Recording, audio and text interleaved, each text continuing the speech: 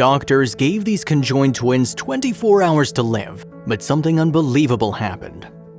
Doctors never thought Chelsea and Nick Torres' twins had a fighting chance. In fact, they advised the couple to terminate the pregnancy when they realized the girls were conjoined. But when Chelsea delivered a healthy pair of girls, they defied the odds and they continued to do just that. In June 2016, Chelsea found out she was pregnant with twins. She and her husband Nick were no strangers to parenthood. In fact, they already had a son Jason, whose third birthday they'd celebrate a few days after finding out the news. But 5 weeks into Chelsea's pregnancy, she started to get cramps.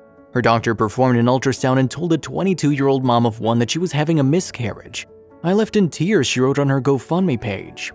With more analysis, doctors determined that Chelsea's unborn babies had landed too close to her cervix, which would cause the pregnancy to end. "I waited for a miscarriage," she wrote, but by the time she hit 8 weeks, it still hadn't happened. Also, if you have not done so already, please subscribe to our channel and click that notification bell to get inspired by these real-life stories every day. Now, back to the story. So Chelsea traveled to a new clinic where a second ultrasound revealed the unexpected, a heartbeat. "I cried in excitement and told the tech I was crying because I was happy," she wrote. The 22-year-old's joy distracted her enough that she didn't pay much attention to the babies on the screen. When a doctor came in and began asking Chelsea questions, she wrote that she knew something was wrong. After the inquiry, the doctor let the mom-to-be know that the twins in her womb were conjoined. "It was a blur after that," Chelsea wrote at the appointment. One in somewhere between 49 and 189,000 births result in conjoined twins, although the phenomenon inexplicably occurs more commonly in Africa and Southwest Asia. About 50% of all conjoined babies arrive stillborn, while 1/3 pass away in under 24 hours of birth.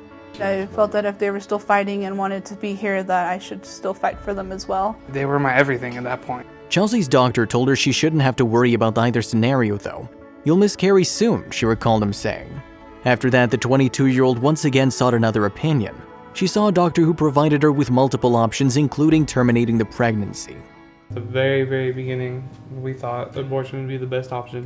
No one wants to, carry their kids for 9 months, just have them die. We didn't, but we stuck with our gut, and here we are. Fortunately, a surgeon consulted with the expectant mom and had a different point of view.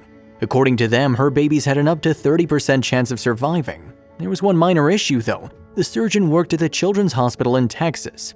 The medical center was unfortunately a 25-hour drive from the family's home in Blackfoot, Idaho. So the Torreses packed up and moved to Houston to be closer to the facility that could help their children. The couple knew their time in Texas wouldn't be brief either. To begin with, Chelsea would be delivering their babies in the Lone Star State, but they would all then have to stay close to the hospital afterwards since the babies would need surgery to separate them.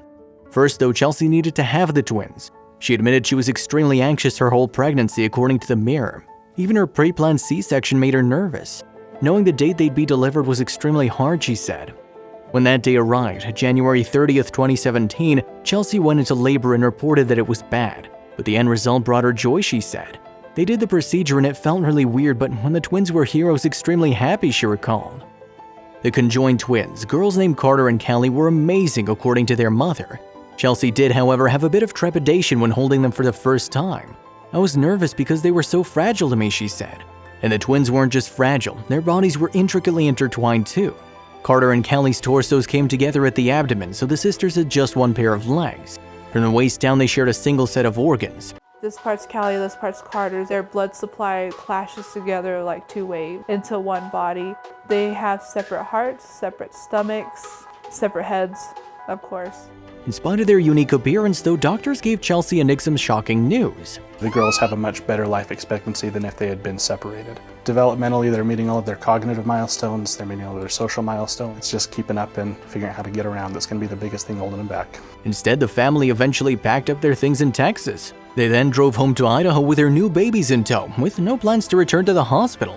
Me as a mother, I can't separate them. What parent doesn't want their kids to be happy? I want them to realize that even though they are together, that they can do things that other people can do. Everyday tasks such as car rides, though, were monumental for the new parents, according to the Houston Chronicle. After all, the baby's situation was precarious. Although they'd survived birth and were deemed healthy by doctors, they still might not survive the early days. That type of pressure, however, meant that life as parents of the conjoined twins was an extreme adjustment, Chelsea told the Mirror. On top of that, everything from dressing the girls to driving them around required custom-made supplies, she said. But the Torres family of 5 was surrounded by a community who was rooting for them. Everyone in our hometown is supportive and knows our story. We get some people who stare, and we get some people who say they've been following our journey, Chelsea explained. And as Carter and Callie approach their 2nd birthday in 2019, they continue to grow into happy, healthy toddlers. If you liked the video, please give it a thumbs up and consider sharing it with someone who may find it interesting. Thanks for watching, and I'll see you in the next video.